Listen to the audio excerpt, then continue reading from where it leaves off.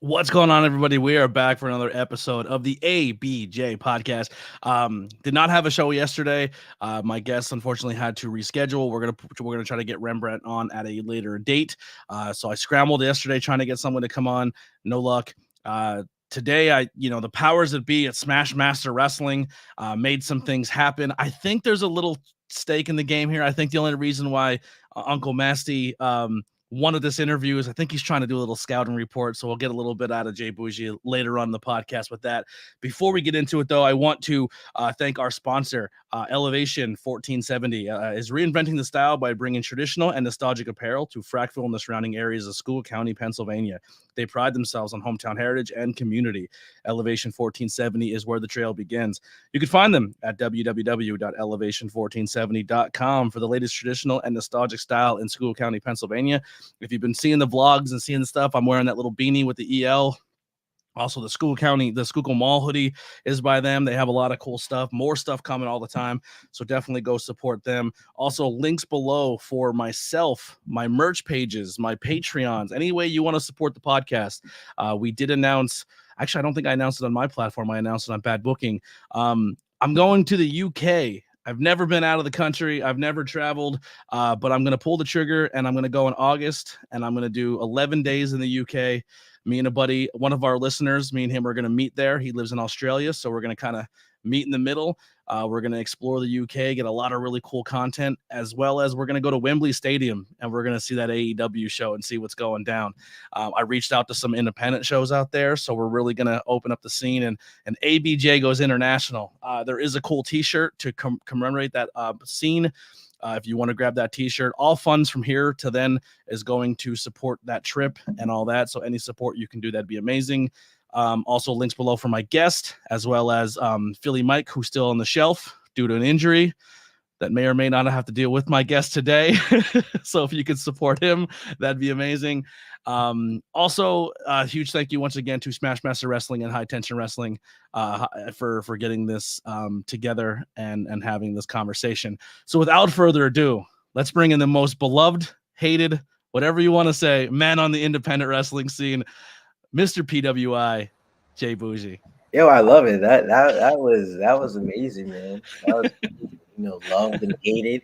They both were great for me. So let's keep it going, brother. Yeah, man, it's real interesting, this interview, because like we said, the powers that be at Smash Master, they got this together, Right? they got it done, and you have been you've been doing some shit at Smash Master Wrestling. It's been quite a journey for you there. Yo, man, it's been crazy, and like you said, listen, shout out to Smash Master. Well, actually, shout out to me for saving the day because I was doing my laundry, bro. I was chilling. I had a day off. You know what I'm saying? I'm sitting down, catching up on the Mandalorian. Then I get a message from Smash for like, "Hey, Boujii, can you do us a favor? Can you do something like you? We know we've been on you real lately, but hey, if you don't mind, use this one favor." And then I was like, all right, whatever. I guess, just keep those main event spots coming and we could figure something out from there. Yeah, so you will be the main event of that show coming up. I will get the flyer up here in a second. Like I said, this was very last minute, so Oh I'm yeah. still in prep as well. But so yeah, you initially come to Smash Master, you become the Smash God. Yes. Yes. So look, I was in the very first Smash Master match ever before Smash Master Wrestling itself opened. We was with I believe it was Frontier Wrestling. We was at a firehouse and I faced what is his name? Why can't I remember his name right now? Like it's like it's right there on my mind. Such a great guy. Why can't I remember his name? Rocket just faced him too. Oh, Again. I'm having a brain fart now. It's literally in my brain as well. Yeah, him and Rocket just had a banger. Oh my god, Jason Furious, Jason right? Furious. Thank Yes, you. Yep. Yo, bro, I don't know why that wasn't coming to me, but anyway, yes. So, myself and Furious, we had the first ever Smash Master match. It was like a spotlight match, and I just went in there, did what I had to do, and I became the Smash God. Like right then and there, like in that moment, Smash Master Wrestling was born. Like I am the Smash God. I am the reason why Smash Master Wrestling is out here flourishing in the PA scene. And look, everybody's talking about Mania next year. Right? We all know where it's gonna be, And Yeah. Smash Master is going to be front and center right there with all the top independent shows. Why? Because of J Boujii. Because the God figure, Mr. PWI 485, top 500 in the world. Smash God just for Smash Master Wrestling. That's what. That shirt gives me real big Nickelodeon vibes. I like it. Hey, sometimes it's the childhood you got to get back into. Yeah, I like that a lot. Thank you. I don't Thank know you. if that's what you were going for, but that's what I'm feeling with it. So honestly, bro, like I'm a real like laid back person, like believe it or not, to what you may or may not see. So like people who create my gear, who do my merch, who do anything, I just be like, bro, do whatever. Like I don't care. So literally, the guy who makes the shirts, he was like, "Yo, I'm gonna put on the green. Okay, I'm put on yellow. Okay, I'm put on red. Don't care. Like Yeah. it's all the same dollars at the end of the day. So and then plus a lot too in independent wrestling, a lot of shirts are just black. So I try to like give people an option. If you want to wear something regular, or you're just chilling outside, you want to go green, yellow, and plus it's getting hot now. Black t-shirts, gonna be a lot of outdoor events coming this summer, and yeah, brother, just want to give variety. Yep, absolutely. Now another thing too, on the scene, man, you definitely are more of that heel vibe. You like to mix things up, you like to shake things up. Like you said, the Smash God, you went up with Vicky, got in the commentary's face there because there was some thing. Another show, Gavin, you ripped up his drawing, which was probably the craziest heel move ever. And now you took out Philly Mike, I took him did out. do that. That was great. That was so amazing. I loved it. It just like it just filled like my heart with just such like joy and just like looking at the people's faces, bro, and just the sheer shock, the things that were being said to me, obviously it's far from then, but I'll hear old stories about back in the 80s and 70s, like that type of heat where like people wanna fight you, wanna punch you, wanna just do everything. It's like I feel like I was just like right there, like I'm starting to get y'all, and it's just like I'm loving it, bro. I don't know. It's such like it's like a high, bro. Like I Yeah, love getting people so upset. Like to me, it's not even about even being a bad guy or a good guy. It's just like, getting a reaction. okay, yeah, it's more like you thought you was gonna have a good day. You thought you was gonna have a great time at this wrestling event. No, I'm gonna make this, whether from 8 to 15, hell, maybe even 30 sometime worth of minutes, some of the most polarizing stuff, and you just want to see me get punched in the face, but you can't do it. Then the one you're cheering for, he can't do either because I'm whooping him in the ring, right? And then at the same time, I'm doing it with my lady right there. I'm Yeah, doing I her. just had a run in here. I guess dinner Hey, look came. at that. Look, hey, man, look. We have great women with us who want to see us succeed. She had to stop in, want to see what was going on, watch me at work. It's amazing, man. um, yeah. So, and that's one thing that you do very well. You do get a crowd reaction. You are putting on a great match together, but also you know to look to the crowd and get them involved as well, because a crowd wants to be involved in a show. They want to be a part of it. They want to feel like they got their money's worth. And I feel with you as a talent, whether they love you or they hate you, you give them that vibe. You give them that opportunity to be like, hey, maybe this match, these guys went in and flipped around and they did cool 450s and dove in and out of the ring and maybe bled and do all this crazy stuff. But from the second I hit the curtain to the time I go back to the curtain, I'm going to make you feel something during Yo, this match. honestly, bro, I couldn't have said that better myself. That like literally like spot on. Cause like honestly, bro, like I know my lane, bro. The most I'm the most athletic person, because like it's funny, me and Jacko would always say that, because like when it comes to doing springboards consistently and just the flip, like the stuff Rocket does is crazy, bro. It's crazy. And it's like he said, hey man, hey, great It's a good stuff. compliment. MJF's doing his thing. Great stuff. But like Rocket, right? I love Rocket. Like I lived through Rocket.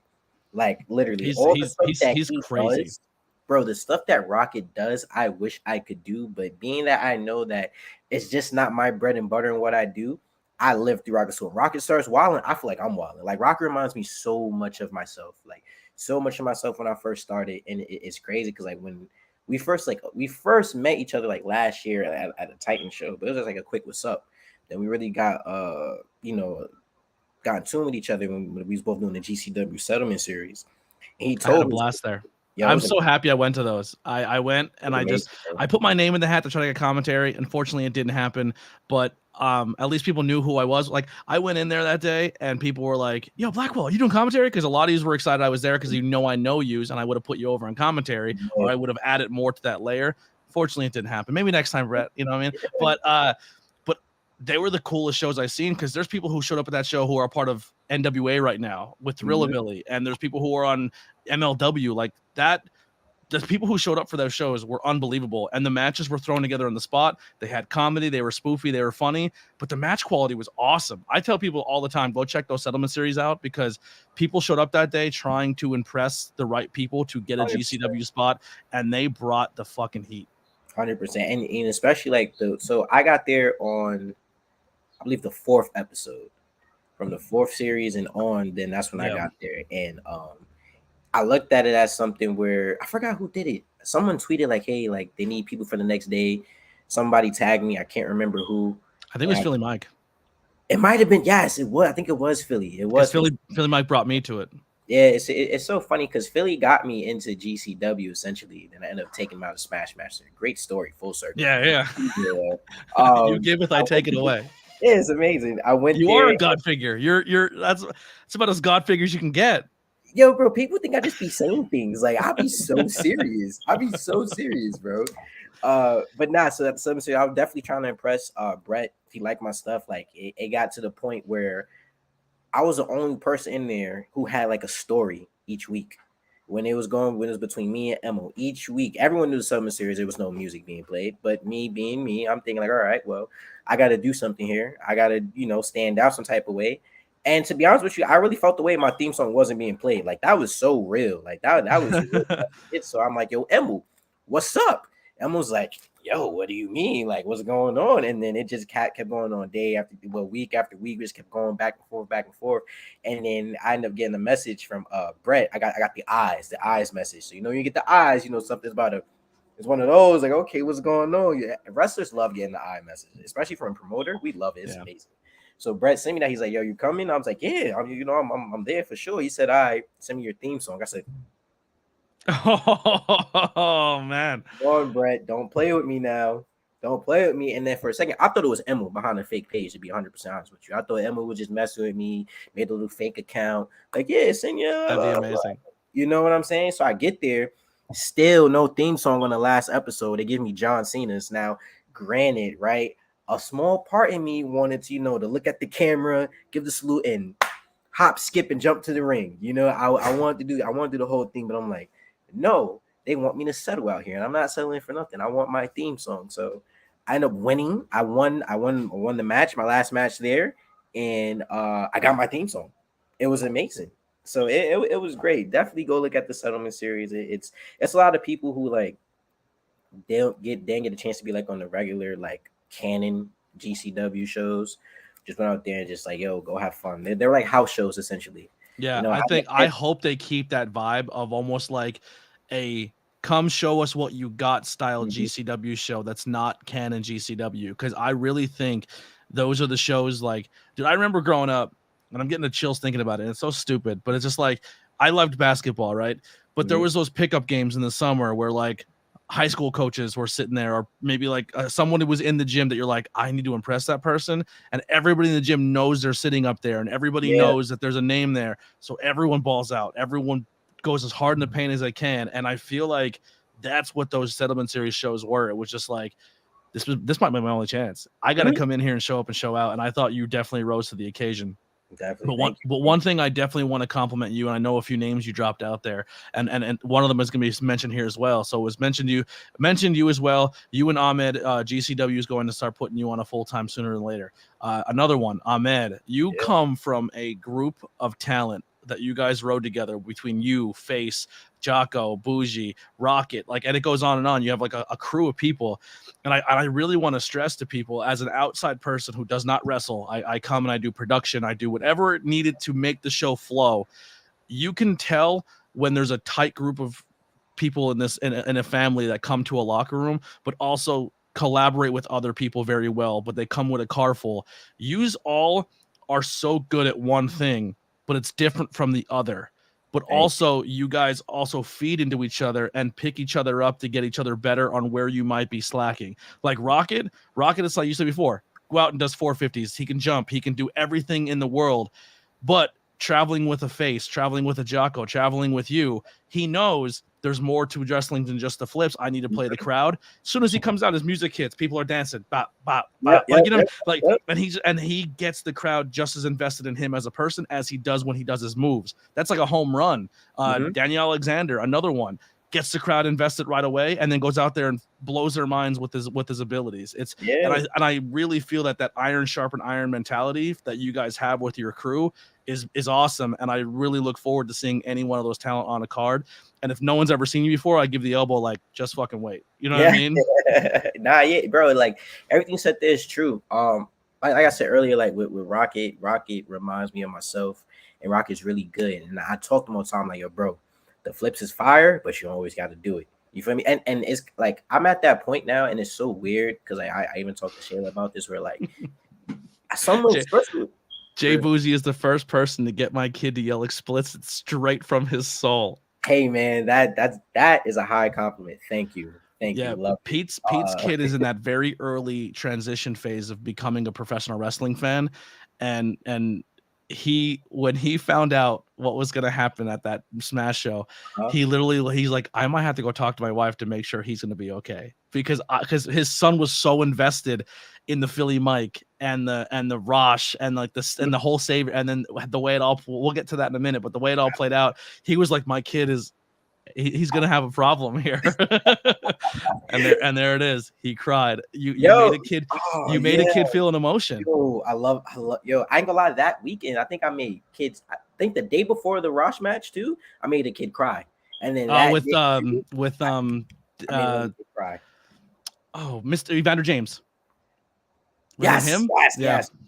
He dressed up as Evander James and you beat him up in front of him. Yo, bro, that is one thing I love to do. I'm gonna make a kid cry. Yo, if like, especially when kids get angry, I see it. I'm like a shark, bro. I smell blood. I taste blood. It's like, yeah, I'm messing with you the rest of the match. You messed up. The first person to make me cry as a professional wrestling fan was Jake the Snake Roberts. Nice. I bawled like a baby when he had that snake bite Macho Man. I couldn't handle it as a little kid, and I bawled my eyes out and I cried. I thought my favorite wrestler was never going to wrestle again. I thought his career was over, and I met him for the first time ever the day of the High Tension show when they were at the Icon show, and I went up to him. I was like, yo, you got me when I was a kid, man. And from then on, you've always been my favorite. Like, that's something that you'll never, like, even if a kid grows up, like, he's going to remember, the first time I felt an emotion at a show, and that's going to be you. Yeah, man.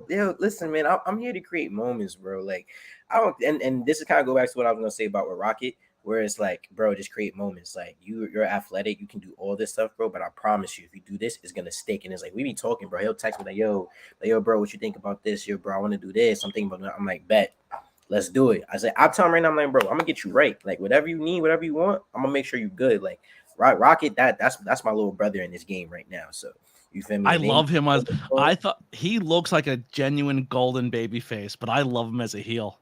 Bro, it's amazing. Love him as a heel. Yeah, bro. I'm just like that corruption, that. Yeah, he's so good everywhere. And it's like Rocket could be this big baby face, but nah, J Boujii came in and just come here, Rocket. Let me show you. Bro, when the ambulance door opened and Rocket's like, hey guys. Bro, I talk about that still to this day. That was my favorite moment. If you look at my face, that was genuine, bro. That reaction was like, yo, look at my boy. Look at him. I'm so proud of him. It was amazing. I love it, man. Rocky's going to have a huge future, bro. Huge future. He's right there. I keep saying him and Daniel Alexander, circle their names because they're not going to be on the independent scene long. 100%. 100% agree. Especially in Daniel Alexander, you see his daughters. If you go back and watch my entrance at the last show, that's his daughter getting all up in my face. We got beat from like 3 shows ago when we was at BCW, and I beat them. She's like, "Oh, you suck, you stink, blah blah blah, you ugly." Then from the moment I came right into my shot. I'm making my entrance. She's right in my shot with me, bro. Just going crazy, all up in my face, fingers going and everything. I'm just like, man, I'm like, yo, this little girl is crazy. I'm like, she gonna be the one to hit me. She gonna be the one to get me one day. I know it's gonna be. Yeah, she gonna just clock you. Yeah, man, I already know. But like it, and that's something that like I want to explore. Like I want to work more with Daniel Alexander. You feel me? Because we got something. we got something right there. And it's just like with the type of baby face that he is, and just overall as a good human being, he's an amazing guy. He is an amazing human that people, you just like him. You just want to see him do good. You want to see him go as far as he can. Like you want the best for him. You put me across the ring from him, and it's like, nah, I'm blocking all those blessings. You gotta body one of those puppets. Yo, listen, actually, that's a great idea. I might do that. I definitely might do that. Yeah, yeah. One of those puppets got to take a power bomb or something. It's crazy because you know what? I'm gonna do it live in the middle of the ring. Now I'm gonna look at you. I'm gonna point at you and just be like, "My man, he did this. If you're mad, be mad at him. He told me to do this." Oh man, yeah. So I think one of the best compliments that you can have in the independent scene is obviously is you can go out and have a great match. You can go out and tear the house down. But I think the biggest thing that you can get compliment wise on this scene is when peers and people you respect and people you think are talented are jockeying, are trying to put themselves in situations to try to work you. And I think there's a lot of names out there of like, I would say indies, the super indies, of people who are on the chopping block, of people like who, like you ask any female right now in the independent scene, like who you want to work, and everyone's like Billy Stark. Everybody wants to work Billy Stark, or they want to work this person or that person. I think in this Northeast scene, I think between a you, like an MIT, like a Ricky Price, the people who go in there and put the work in the ring, but also put the work in outside to promote matches and put a story together so people care about what's going to happen. You're on that list, man. Same with Rocket and Face and Jocko and PJ Savage. You're all in that mix of like, get them in here because they're going to bring that energy.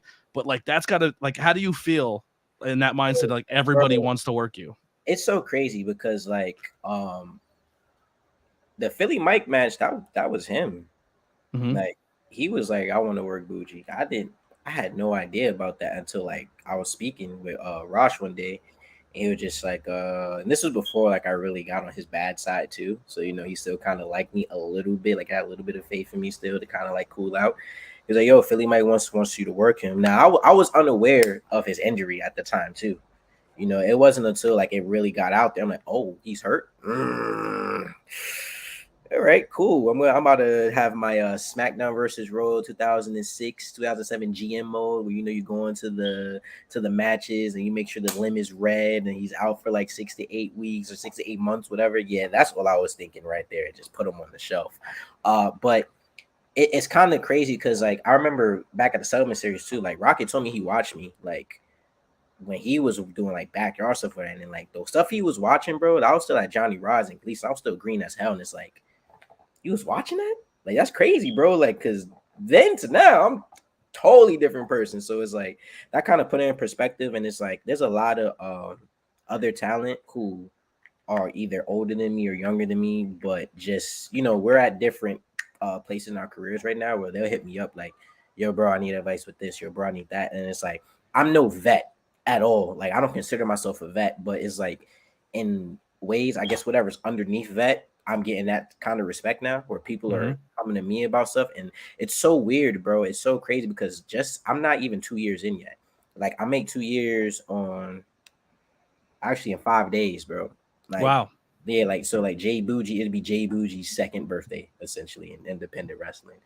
And just the jump that I've done from year one going into now year two is just like crazy. And people are seeing it, they respect it, and they seeing that it works. And plus, I'm real, bro. Like, I don't gatekeep anything, no type of information, none of that stuff. Like, if you want to be somewhere, I'm gonna give you the real contact. I'm not gonna just say, hey, hit up their Instagram, but I know they respond better on Twitter. You know what I'm saying? Like, if they respond, I'm gonna give you the Twitter. Like, hey, listen, you get up the gram, but 9 out of 10 times you're gonna get their response on Twitter, or I'm gonna give you the Facebook. I'm gonna give you the information that you need to get there because like we could be working. I want to work with everybody, bro. Like, I don't care. Like, I'm never the type of guy to be like, oh, nah, I'm not doing this or nah, I'm not doing that. Like, if anything, I'm just making sure that it all just makes sense, like good business wise, where it's like, okay, well, if we're doing something, what's coming next? Like, I feel like I've put enough work in now and I've earned that respect. So I'm not gonna say deserve because I earned it. Well, some people gonna say deserve, but I like to earn things so that way people can't take it from you. Whereas like I could have a bit of a say so where it's like, okay, well, hey, if we're gonna do this, let's do this and that. Like, let's do something. Like, bro, honestly, I don't want to just do one-offs. Like, it's cool doing stories, especially with the position that I'm in now. And it's just like, I know that I can help people. Like, come on, like let's just do something. Like, just Yeah. let's just have fun, you know? Another piece of advice for people who are out there: give the people the best information to get a hold of somebody, but also message that person like, "Hey, I just talked to somebody. I think they're a good person. Expect their message." That helps a lot too. Yes, 100%. And that's another thing too, bro. Like, if I give someone their like information, let's say if someone hit a Smash Master, I'll be like, yo, look, X, Y, and Z hit me up. This is his stuff. This is why I like him, or whatever the case may be. Holla at him. I think he That could. literally just happened before you popped in to do this interview. Philly Mike just set up an interview for me that I was just like, "What?" Like, okay, yeah, Bro, bro, it's at the end of the day, bro. It's just doing good business, bro. yeah. Like, there's no need to like be like. Obviously, we all want to be number one. There's nothing wrong with being number one, you know. But there's a certain way to do it. You don't gotta be an asshole. You know, you don't Let's gotta. bring instead of bringing number one, let's bring the squad to number one. That's what I'm saying. Yo, Like, bro, perfect example, right? And it's crazy. Like I forgot I did another podcast and a guy he kind of like pulled my card on it, but like I watch a lot of Roman Reigns, bro. Like a lot. Like I like dive into like the bloodline stuff, bro. And it's just like after Mania, they did the press conference, and he was like, "This is the best work I've done. Like I'm bringing up my family. Like I'm showing you what the Usos could do. I'm showing you what a Solo could do. Like." We're all number one. The whole they like essentially the bloodline main event at WrestleMania, the whole storyline, bro. Night one and night two. the way I was exposed to you and a lot of your crew was through Sanctuary. The year that the Walker clan came in, that was essentially the bloodline before bloodline. You Yo, guys rolled up in there and you're like, "Yo, we're the Walker clan. We all come from Gleason's. We're all Johnny Rod's guys, and we're gonna take this shit over. And there's nothing you can do about it, bro. And that's just and that's why it worked how it worked, and that's why a lot of people didn't like it too, I because loved like it. we didn't come in here like asking for stuff. Like we just straight up like, okay, you want to try and give us a 4-minute match, some little BS? Okay, we're gonna violate and we're gonna make it the best match on the card. We're gonna make people talk about. It's gonna be the loudest reaction. It's like we got over with I don't like saying over, but like, you know, we got over with the fans very quickly. And it's like, yo, like we like these guys. Like, whoa, what is I it? feel like too that was a good, like, for me, like Sanctuary is in a weird space, and it's even weirder now with all the cool social media stuff. Yeah. But like, regardless of what, like, yes, you don't like, there's no, you're essentially walking into a building and with no expectations to get anything or receive anything, but what you put into it is what you're going to get out in Yes. in some fashion or form. Like, I enjoy going there because I get a lot of reps on commentary, and the reason I feel like I'm getting so like better at this craft is because that's a place I can travel that's within 25 minutes of me to get the rep. A lot of, I feel like, of the takeover, which would end up becoming the takeover, its early seeds were Sanctuary. Like, you guys developed that vibe and stuff like that, and then took that on the road and became essentially everything we see now. 100%, because a lot of people didn't want us. They didn't want to take it. They either just wanted PJ, or they wanted PJ and the Faces ones, or maybe like the Faces ones and Boujii. Like they wanted to have their own definition and makeup of takeover, and it's like, no, like that's not what we're doing here. So so Sanctuary was the first place essentially that I was like, okay, y'all go. Granted, we wasn't takeover there like per se, was underneath the Walker clan banner, but we was still the same. Like we go in there and we do what we do. Like perfect example, like Invictus, right? Alex, complete asshole, dumbass. I hate him too. He's over there trying to put PJ in Sin, but everywhere else PJ is in takeover. You can't try and like fool the fans like that. They follow us. Like we have people who are like investing us, and you got people like, oh wait, why is PJ there? Why he's not here? And it's like, nah, you can't try and do that with the fans. You gotta just look at the goons. When you book the goons, you get the goons. When you book the takeover, you get the takeover. That's exactly. And a lot of people did not like it. Like as many people that liked it, there was probably twice as many that didn't like it, because bro, we just came here and did what we did, bro. Like we jumped in front of people because, like you said, whatever you put into it, you're gonna get in return.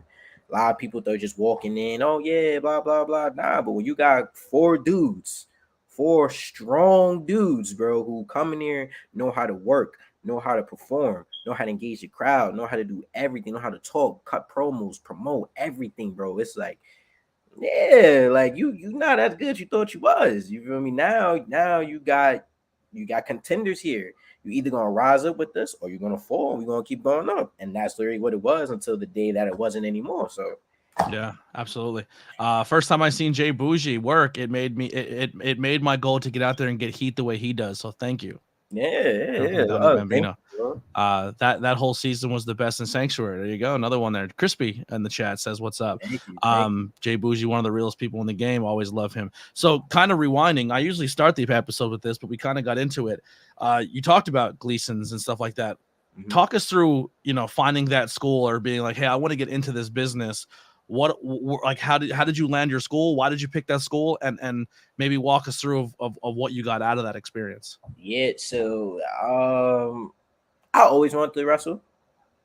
It's just like you don't know how to do it, especially like in urban communities.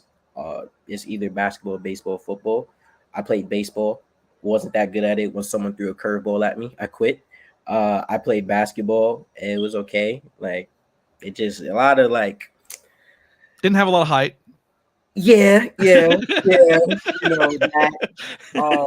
It just like the school I went to, they were so big on like saying D1 and D2, but like there's no like the biggest thing I learned in life with wrestling is psychology. Looking back at everything that like I've been through, no basketball coach I ever had psychology for the game of basketball. Same thing for baseball, just a bunch of people doing it for recreational use, and it's like if you don't have like the desire for it, you're not gonna be the best you can be. So I always wanted to wrestle. I actually tried to wrestle in high school, but then I walked in the gym and seen it was the headgear and all this. I'm like, this is not what I thought it was. I'm thinking about my pyro, big music, everything. This is not it. I thought the same thing, but then as I got older, I'm like, I wish I would have tried it. No, I tried it, bro, and like now, I wish I would have kept it because I would have been dropping people crazy on their heads. Oh my god, like I would have been a completely different monster. Having that base, that wrestling base, helps a Bro, lot. oh man, and it's crazy. Like my wrestling coach, I still talk to him, and like he still invites me like, if I ever want to come back and get into it. But going to the Bronx is very far from Jersey. So anyway, Yeah. though, I used to go to a lot of live events, and it was this one live event at MSG. I think it was like Ryback versus Kalisto. And I'm not gonna lie, bro. I'm sitting there, I'm just looking. I'm like, yo, I could do this. Like I could do this. Just look. It was more so like just looking at Kalisto, like his size, bro. I'm like, I could definitely do this for sure, and not when it was like, oh, if he can do, I could do it. Not like some like talking down on him, just more so like the relatability. It's like there's similarities here, and it's like That if all you right. put the work in, it doesn't matter about your size. Yes. Not not the ignorance that people be saying. Oh, I get it. Like none If you of walk that. into an Indy show and you see guys built like me, and you're like, I can do this. Yeah, like, you feel me, bro? It's just, and listen, to me, wrestlers come in all shapes and sizes. This business is a very weird business where a bunch of men just judge other men on how their bodies look, and My it's favorite just wrestler of all time right now, like the guy I look forward to on TV more than anybody, is probably one of the smallest guys in wrestling and one of the biggest guys. I love Adam Cole, and give me Kevin Owens all day long. bro. Listen, but like it connects with you, bro, and it makes you invested Yep. into it. And Like Sami Zayn, because he looks homeless. I love that. He just doesn't it's care. amazing. Like I said, bro, we all come in different shapes and sizes. Like there's you just I hate people like, oh, you don't look like a wrestler. I haven't got that in a very long time, but like, what the fuck does a wrestler look at? I'm sorry for cursing that. No, you're good. I love it. Yeah. It's like, what do you mean, bro? But Come to a show. You'll see why yeah, I do what I do. you know what I mean? So, but anyway, though, so I went to a lot of live events. And what really clicked for me, bro, and I even like shedded a tear watching it was Seth Rollins' Redesign, Rebuild, Reclaim documentary. Mm-hmm. And like one of my friends told me, like, if you can feel that just watching something, then it's for you. And it's like I felt all the emotions that he felt. Like I felt so bad for him, bro. It was Seth's my favorite wrestler. Seth Rollins is the reason why I started like wrestling. So I used to work at Nike downtown, and one of my coworkers was like, "Yo, bro, what you want to do?" And he's like, no, he said, "Would you be a manager here?" I was like, "Yeah, I'll be a manager." Okay, he's like, "But are you gonna be? Do you want to do it because you know you can do it, or because you want to do it?" And I'm like, "Because I know I can do it." He's like, "Well, what do you want to do?" I'm like, "Bro, I want to be a professional wrestler." He's like, "So go do it." And bro, after that, I was like, "All right, whatever, bet." So I ended up looking up Johnny Rodz. I looked up his school like a year ago prior to me actually joining, and I just couldn't go at the time. But then one day, bro, after work at Nike, I had like $50 in my pocket, bro. I emailed Johnny, say, "Hey, I'm coming by today." Went there, spoke to him, gave him like $50, and then I had another $2,000 plus to pay off. But I went in there my first day, and I started bumping on my first day too. Like I started running the ropes, bumping, doing a whole bunch of different stuff that a lot of people don't do on their first days. But I just got it, really quickly. And plus, bro, I watched the product. So it's like I kind of got an idea of like what to do. Obviously there's mechanics and basics and stuff that you learn there. But bro, I'm running the ropes. I was doing everything, like just doing it like how like I seen it on TV. And I just went there, bro. And it was between WW and Hog for me where I was gonna go. I went with WW just because it's a Can't go wrong either way. To be no, yeah, honest. like the selling point for me, bro, especially because I didn't know a lot about independence or like New Japan or NWA, or I only knew WWE. So I seen WWE Hall of Famer, like I'm going there. Like this guy worked there. He knows what it is for there. Like he knows all this stuff. And I went there, and Johnny is a great trainer. Johnny's just really old school, like extremely old school. So like I've been training for like 4 years, and you can't do indies. Like you have to just be there. And then the pandemic hit, bro. I started seeing people going AEW, Dark. Like I'm looking like, yo, like I didn't know these people. Like I see them on Instagram all the time. Like they're from New York, they're from here. Like it like I know who these people are. And it was just like you started seeing people get opportunities and their careers moving forward. And then this is how we got the sanctuary. Me, PJ, Jocko, and Face. He's like, yo, listen, we're not doing this no more. We're gonna make a break, and then we all went to sanctuary, and The rest is now history. we here. Yeah, man. The rest is Yeah. history. Now we here, man. What were some of the things that you say that made you who you are as a wrestler, or even your character work going out of Johnny Rogers School? Above anything else is family. Family responsibilities. I'm the oldest of three. Well, four. Mhm. I got three younger brothers. I've always was like in charge and that type of stuff. But like, I love my brothers, love my mom. I've been blessed to have my great grandparents in my life. I had my great grandfather up until like 5 years ago. He actually had died like right when I started wrestling, and it's crazy. I was always afraid to tell him and my great grandmother I was a wrestler because like they're old school, bro. Like, you tell me you dropped out of school. Oh yeah, I forgot to mention I dropped out of school because my school went bankrupt. So yes, forgot that point. But yeah, dropped out of school. I took a gamble on myself. I believed in myself. I'm like, I'm gonna give myself 4 years. Like the 4 years I would have did in college, I'm gonna do here with wrestling. And unfortunately, I told him like when we found out he was diagnosed with cancer, and he was kind of like he was just his whole perception of time was like weird. Like he thought he was like in 1970s. I'm like, whoa, what are you talking about? He's like, you're gonna get Bruno. You're gonna fuck up Bruno Sammartino. I feel Yeah, it. like just something so crazy, bro. It's wild. So, but then I had like a moment with him where he was like, I'm proud of you. Like, make sure whatever you decide to do in life, like, make sure you're the best at it. He told me he would make it to my show. Unfortunately, he could never make it to the show, but that was definitely a part of it. Like that, there, just family overall, and then coming out of Johnny's was just more so like not getting respect, bro. Like even like to this day now, it's gotten a lot better. But like before, like even like at Gleason's and stuff. So perfect example, right? I was a light heavyweight champion for like 3 years, bro. Like straight. Never lost a belt. Never got pinned in a singles match. I actually lost the belt in a triple threat match. And I was a North American champion. That was like I pretty much had the Intercontinental and like the United States Championships, both of them at the same time, you could say. And I would go out there, bro, and sometimes I get a great reaction. Sometimes I get an okay reaction. Sometimes I get little to no reaction. It's like, well, there's something missing here. PJ comes out, they go crazy. You feel me? Like, but it's because PJ had a character. Mhm. And regardless of whatever beef we have on right now, like, and whatever he may or may not say, I have no shame in saying PJ helped me get to where I'm at now. I'd He's be very lying. talented. He's super Yeah, talented. like, bro, like I'd be lying if I said that. Oh, f him. He ain't never do like no. All the good stuff with him and the bad stuff with him got me to where I am now. So you feel me? Just putting that out there. But I looked at what PJ did. He had a character. I'm like, I need a character. So I remember the very first indie that I kind of did was Titan, and my name used to be J Boujii, right? Because we all love New Japan. I learned about New Japan there. We were like New Japan names and stuff. Bushi just stick with me. I don't know why. I don't remember who called me, but it's like, yo, you're Bushi now. Just I'm like, all right, whatever, cool. Well, let me throw an extra eye on it so I don't get no copyrights, trademarks, all that stuff, legalities. So we did that. And everyone would just say first they would call me Bougie when the name was Bushi. I'm like, how the hell do you even pronounce it that way?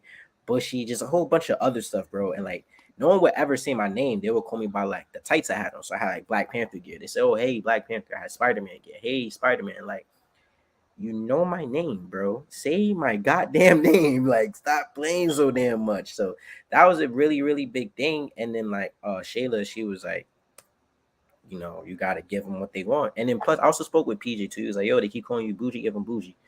Figure it out, you know. And the song helps. Bad Oh Bougie. yeah. The song. I had that song for a long time. I was just waiting for the time to use it. I had that song for a long time.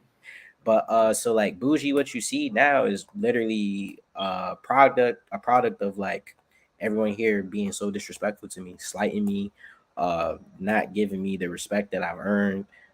It's also me in real life too, as well. Like how I would be hanging out with my friends if we outside at the park chilling and all that. It's a lot of Shayla's attitude too.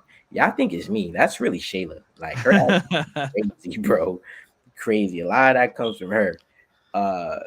So yeah, bro, I kind of like just put all elements of my life, me personally, friends, everyone around me, and I like try to bring it together. I've actually now found a way to like be John and then be Boujii, which I'm pretty sure you've seen throughout the time we've been speaking here for however long we've been speaking, where it's like I could just switch like that.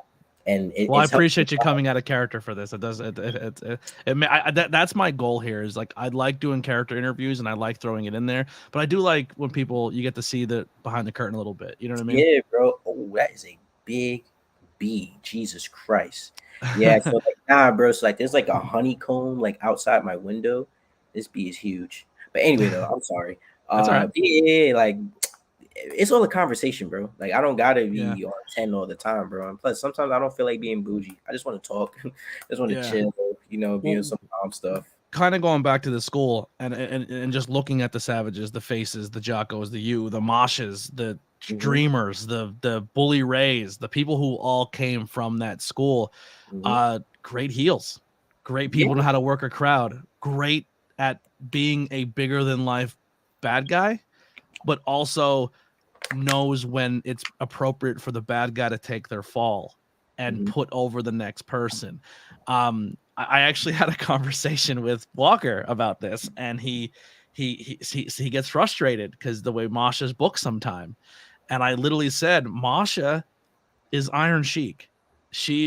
Iron Sheik is the reason Hulkamania is a thing. Someone had to be the larger than life villain to make Hulkamania. And Masha's doing that for so many people on the scene. She comes in, she's a presence, she's badass, she's scary, and then she takes a loss, and that person elevates. And and I said her day's gonna come, and then GCW said, "Here's a title because you deserve it." You know what I mean? Sure, for sure. But that's one thing I really like, that when you talk to people who come from that school, they all have that same thing. They're selling their expressions, the way they bump, the way their character development is, that old school mentality where you walk in and they're just respectful. Like you can tell, same thing with House of Glory people. Like you can kind of tell, at least from my perspective, like you talk to people who are Monster Factory or they're from here or here, and you're like, oh, that makes sense. You guys all have that same like blueprint of how you react and how you conduct yourselves. And like I said, I have a lot of respect for that school and what has come out of it. But like I said, that crew that you guys brought out, like you're regardless of what's all happening, I don't really know about like how you kind of said a little bit, but I hope a conversation one day fixes those gaps, because I think you guys are all too good to be separated. Yeah, I but like it's one of those situations where it like we had to separate. Well, at least me personally. Like I don't know how Jacko and Face may feel, but I had to get away from it, bro. Like it wasn't doing me any more favors, especially when like what you said there was like, okay, all you guys are from the same place. You have like that same blueprint. We have the same blueprint, but we're two completely different people. Like PJ's different and Boujii's different, and there were in certain places the expectation from him to be the exact same way he was, and it's like no, like we're two different people, bro. Like his mindset for certain things is so different from mine. There's no right or wrong way. It's just his way, my way. And you know, there's a certain way I like to conduct business. He likes to conduct business, and for the betterment for me personally, I felt that it was time for me to step away and just forge your own path. Yeah, bro. And it's like, and look what has happened now. You feel me? Like it was like, one of the best decisions I've ever done. You know, who knows? Maybe one day down the line Time fixes everything, brother. yeah, you know, we'll all get back together. The whole Shield pop.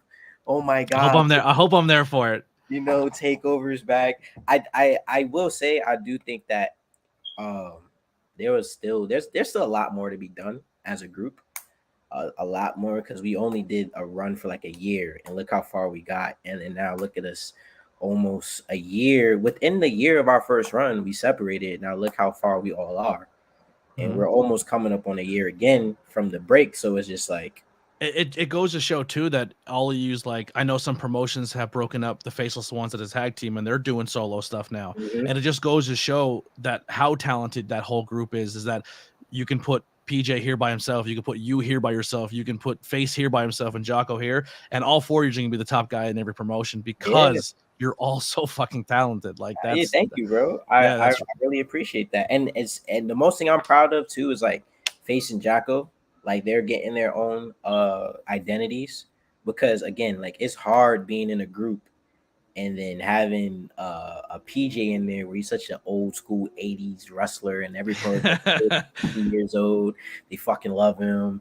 He's their Hulk Hogan, all this type of stuff, and it's like, nah, bro. So Jocko getting his run over at Titan is amazing. Dude, Jocko, if booked properly and if he just keeps developing and do what he does, dude, he's Eddie Guerrero. He's Eddie Guerrero. Bro, he's always been that good. Like that's the frustrating part that like I was always fight for him in Face because like they always been that good. It's just like get your eyes out of your ass and just look at what's in front of y'all. Like Jocko, Face is he has such a presence. He's so fucking scary. Bro, it's funny because like everyone be like, yo, how are you the one to stay next to Face? It's like, listen, I just understand the man. I don't control him. I don't do nothing. Like he and I, we got a lot of similarities. You feel me? Like we both like to go out there and get the job done. He likes to hurt people. I like to humiliate people. So it works perfecly. You know what I'm saying? So it's like I'm very happy for both of them. They both got their identities. Titan better not drop the ball with Jocko. Face, I know he's doing a lot of work with the SAT at Wrestling is now. Yeah, well, all three of them are there. I was there for the last show, and they all three of them. Face kicked off the show and erupted the place. The place from this he set the bar of the entire show, and he lit it apart. And then Jocko went out and did like a scramble style match, killed it. And then main event was PJ, and he dominated. Yeah, and you know it's crazy. So originally I was supposed to be in the match that Jocko was in, but just one had different ideas for different stuff. Yeah, and I'm happy I didn't do it now. I'm so happy I didn't do it. Yeah, it's like for the feeling that he's had since then and the way people are reacting to him, it was meant to be. Like Jocko is so talented. I want nothing but the best for him. But well, we kind of touched on becoming a fan. You kind of like you said you've always been a fan, but the people who've really inspired you along the way. We talked about your school. Well, let's kind of break it down here now. We'll go back to Smashmaster a little bit. So if you haven't watched it, please head over to Smashmaster on YouTube. This is where I'm gonna pull Boujii back into the interview. But please head over to Smashmaster Wrestling. Subscribe. All the shows are there. All the matches are there. So leading up to the last match, it was gonna be you and Face in a tag team match versus JS Hawthorne and Uncle Masty himself, because they were going to honor the fallen Philly Mike because you guys jumped him, beat him up. I don't know if he still has those pants for sale or if you can fit them, but how fucking funny would it be if a year later, if you guys, after he comes back from injury, you're wearing the pants? I gotta find them. And I swear, if I could get a hold of them, I'd do it. That would be fun if you wore the pants with the missing leg because you ripped the leg off the pant. I'd so do. I gotta look into that now. You just give me great ideas. Yeah, hit me up, man. I'm here. If I do any scumbag stuff, blame this guy, bro. Blame him. Oh, you're this way, so blame him. That's the guy you blame. But yeah, so you guys had this match once again. The crowd's there. Masty and JS Hawthorne are gonna take down the bad guys for all the nonsense and scummy stuff they do. You guys fight an ambulance match. First time I've ever seen a match where the crowd leaves the building, comes back into the building, leaves the building, comes back into the building, and leaves the building again. Like most of the times, like you get them once, and they're like, "I'm not moving again." But it was a beehive. Everywhere you went, they went. It was unbelievable. And maybe there was another moment in there where I fed him a scumbag line, and he went and did it, and I thought it was a good move. We'll get to that in a second. But Hawthorne, I'm helping the cameraman, like, hey, you focus here, you move here, like your job is to watch this, your job is to do this, so everything. So I was kind of like, if you see me in shots, I'm whispering in cameraman's ear, like, stay on this action, go on the other one, so both cameramen are filming the action, and I just grabbed them and I go, and I didn't know anything about the match, and I just said, focus on Hawthorne. So the other cameraman turns, and as he does, Hawthorne's wrapping the chain. So now that shot's in the thing, Hawthorne cracks Masty. And now everyone jumps Massey. The place erupts. It's so pissed. It's the whole energy. I was like, man, this can go really bad if fans start getting out of control. You guys drag Massey out by his neck in a chain, put him in the back of an ambulance, and then as we're outside, I whisper in your ear. I said, take him back inside and sing "Happy Birthday" on the microphone. I said, oh, this guy's evil. This guy is evil. Oh, and that's exactly what you did. You went back in and you're going, happy birthday. It was amazing. I love that. Thank you for that. Man. You know, at Smash Master, I know I give them a lot of hell there, but you know, they're the first place to really invest in me. Like for real.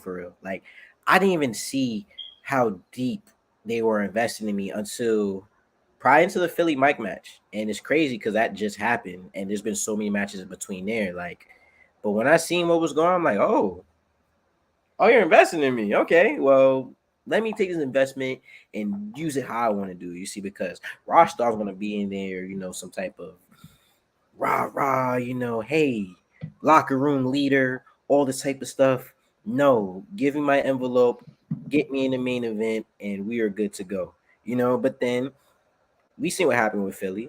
If anything, people should thank me, quite honestly, because he needed to go get that surgery. If it wasn't for me, he would have just kept going around here, making these towns, wrestling, do a whole bunch of dumb stuff. No, I gave him no choice but to go in there, handle his leg, and now look, he's gonna come back better than ever. And somehow, are you a little worried that when he comes back, you might be his target? I mean, no, he gave you a match on that bad leg and took you to a limit. I mean, a little bit of you got to be like, man, that's impressive.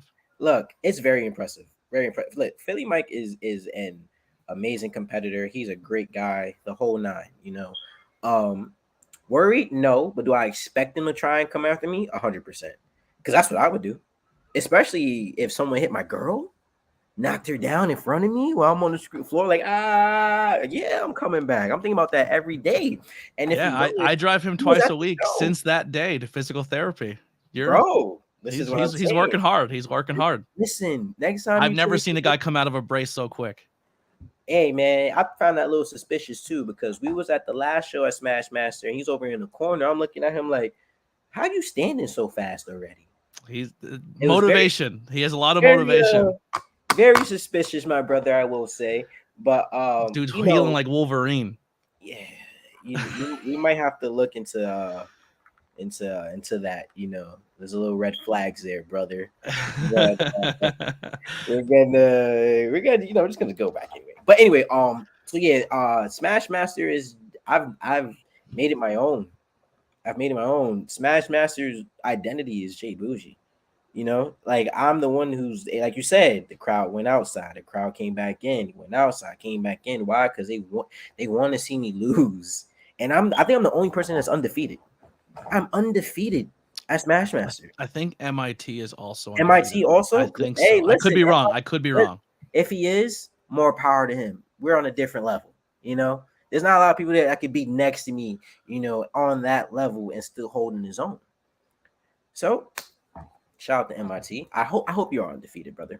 But anyway, well, speaking of MIT, he just picked up a big win last show against the man who then came out at the end of the show and confronted you, and you guys will be once again, I believe, top of the card. Maybe, I don't know, main event. I don't know where on the card. Main event. It's got to be up there. It's got to be up there. Main event, and this is the crazy thing. J Boujii versus Kit Raff. Yeah, and it's like. Here's my issue with Kit, right?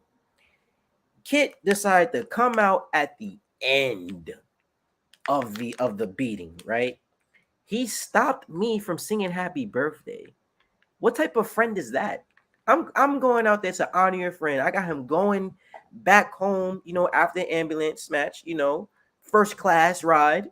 He's chilling back there all by himself on a nice little bed, relaxing, being able to recover and lick his wounds. And you want to come out there and then you want to get in the ring and step me. He's so lucky I didn't just have face just knock him out.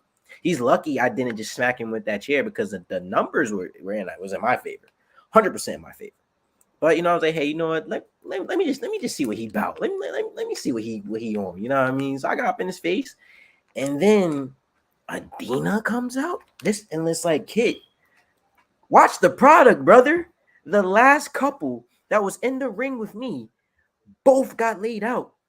Like, and then you want to get in the ring, and listen, Adina. I think she just got cleared. Adina, please. She's officially cleared. That's why she's off the support injured wrestler list in the links below. She's ready to go. Adina, I already know what you're thinking because you have a lot of fight in you. You are a warrior of sorts. Do not do what I think you're gonna do. Because do not try and defend your boyfriend's honor at any point in time as Smash Master, because I'm going to embarrass him. He took a moment from me. He took an amazing Instagram clip from me, an amazing Twitter clip from me. So now I have to substitute the happy birthday for me whooping him and teaching him discipline and to never interrupt me again a day in his life. And I already know after that, you're going to feel a type of way. But so please do not get involved. Just don't do it. Let Kit and I handle this business our own. All right. I'll go not so hard on him. How about that? I'll make sure he's able to go home, rub your feet. You know what I mean? Apply whatever ointments you need to have, massage you, help you stretch, do everything. I'll make sure he's able to function at home. When it comes to the in-ring stuff, that's another person on the shelf. So just please, Adina, just don't. But Kit, I'll see you soon. Man. Well, if that doesn't sell tickets right there, the Pennsylvania Wild will be Saturday, May 6th, through Civic Center, 500 Sanderson Street, Thorpe, Pennsylvania. Doors will be at 5 o'clock. Show starts at 6. And the All Goons seats are there. Hell yeah. The Goons will be there. Uncle Massey and J Boujii and JS Hawthorne will lock horns and get the retribution. We'll get some retribution there. All seats $20. Kids 12 under free. Use code ABJ when you go buy your tickets to get a little bit of a discount, as well as show some support and say you heard it because of this interview right here. Hey, you know what? Bring me Capri Suns too, you fan. You like Capri Suns? I like Capri Suns. Fans, bring a Capri Sun, and I promise I won't put this guy on the shelf too badly. For each Capri Sun, it'll save a limb for Kit Raff. So we all got 4 of this. We got 2 arms, 2 legs. Capri Suns will do him a favor. So I don't want you to overlook your opponent here in Kit Raff, but who else is out in that scene that you haven't locked up with you would like to? And we'll probably end on that question. If anyone in the chat has any questions, please put them out there. This is your time now towards the end of this interview for friend questions to come in. I did real fast before you answer that. We do have some people in the chat.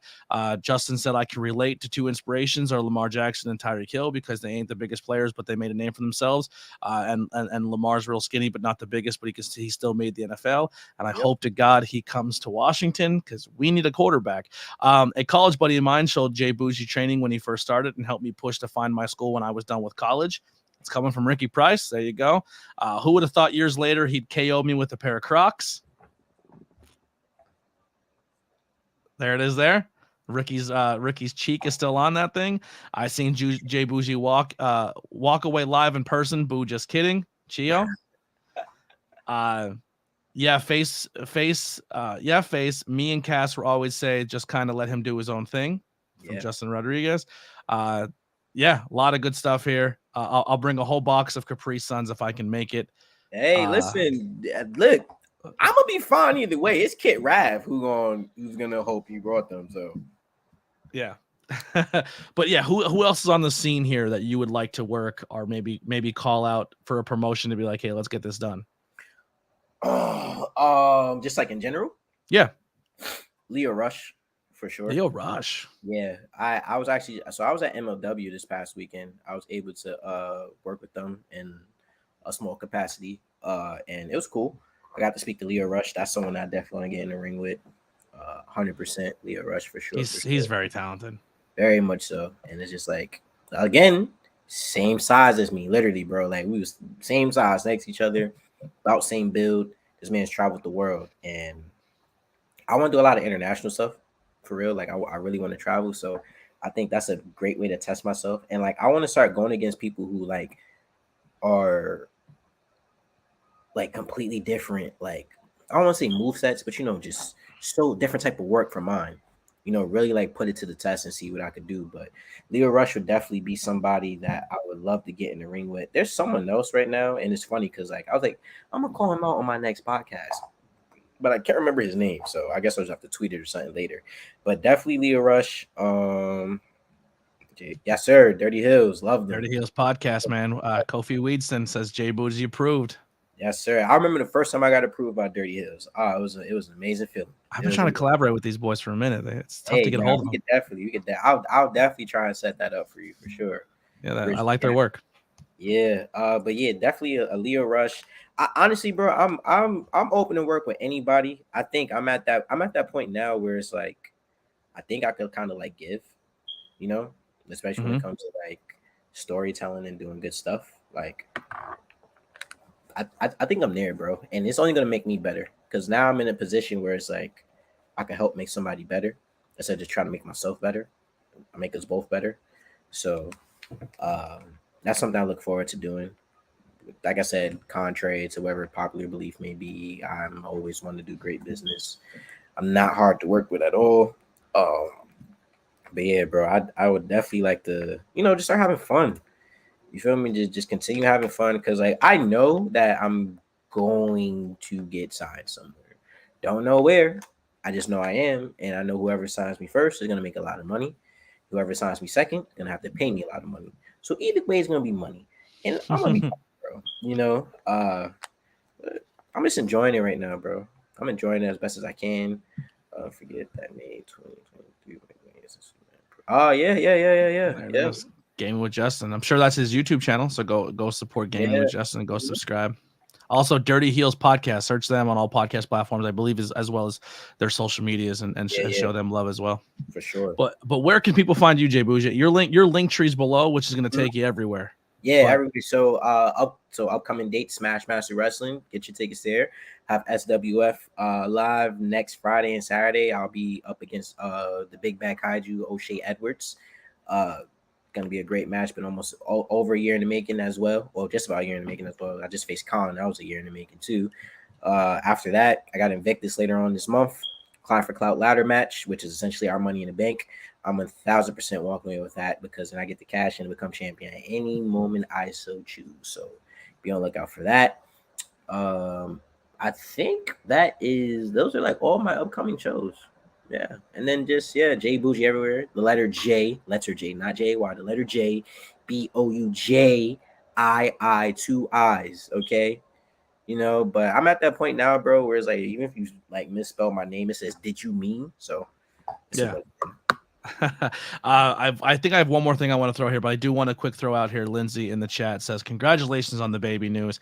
Oh, yes. So congratulations. This is another reason why go buy your merchandise. Go buy some J Boujii t-shirts. That helps out. That helps out more than just the gas and the travel at this point in time. With one on the way. Hey man, college funds, right? That's what dads say. College funds. Yeah. It's gonna go to the kids' college. Yeah. It's gonna go to formulas and them shitting their pants every 30 seconds for the next 5 years. Hell yeah. So I know it's in the name there, Mr. PWI. Yeah. Only 2 years in the game. You're 2 years in. You took a chance on yourself. You dropped out of school. Everything that we just talked about here. Now the PWI does get a lot of shit saying, "Oh, people, it's this, it's that," and a lot of people who say that are people who aren't on it.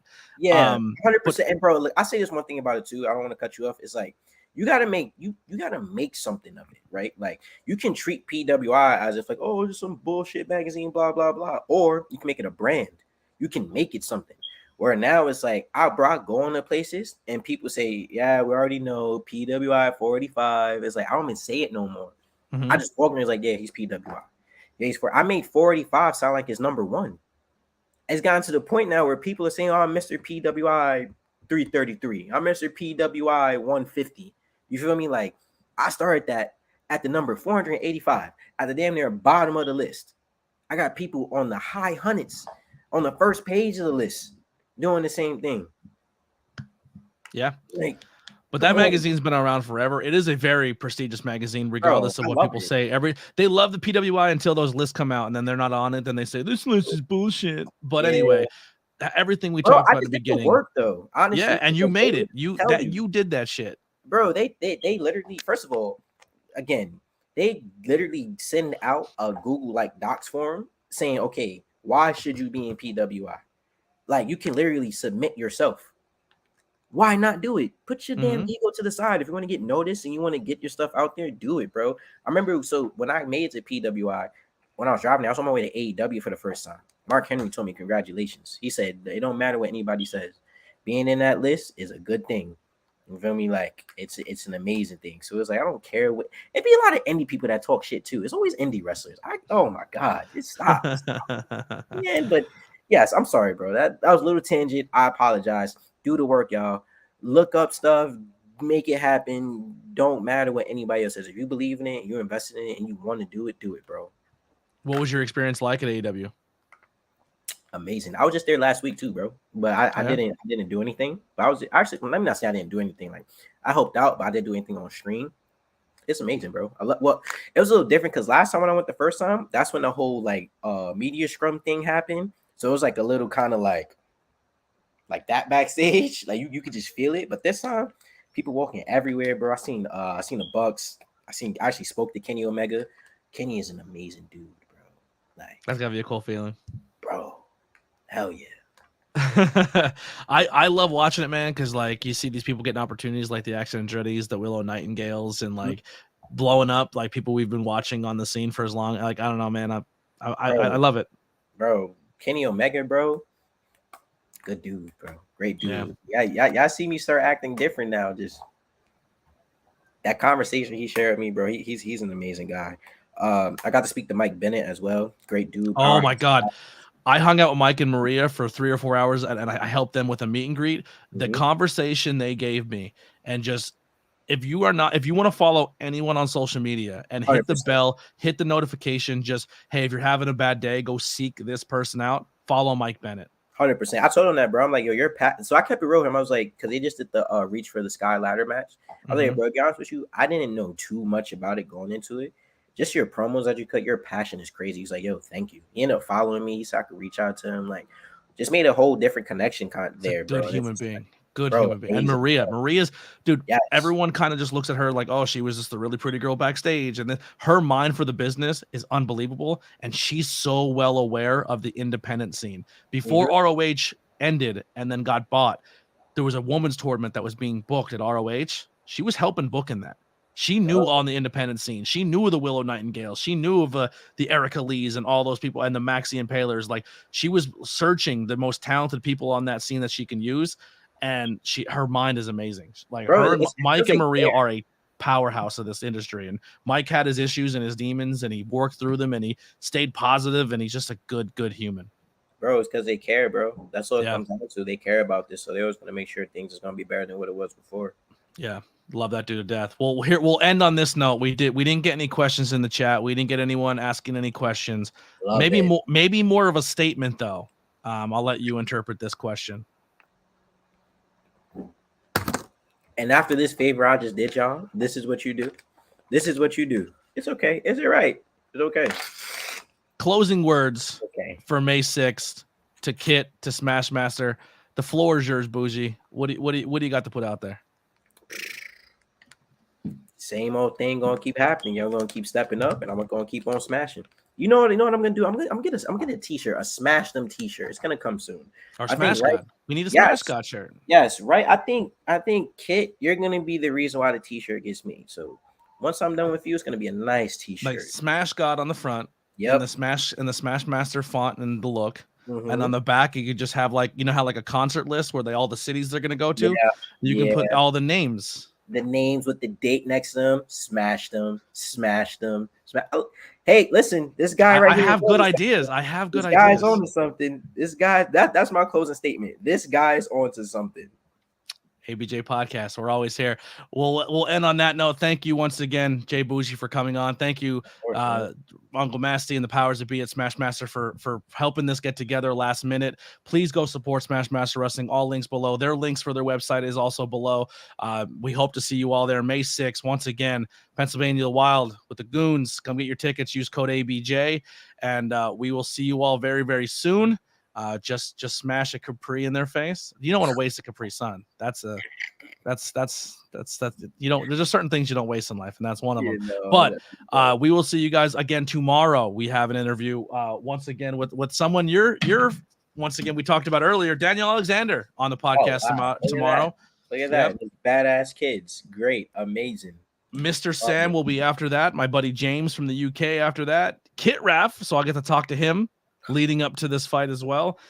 Cosmic will be on the podcast. She's super impressive as well. And then to end the month, you know, you have all your people you're not super cool with, and I have mine, and I'm ending the month with Ricky Price. Oh, okay. Awful guy. But that'll be the month of April. Thank you guys so much for the support.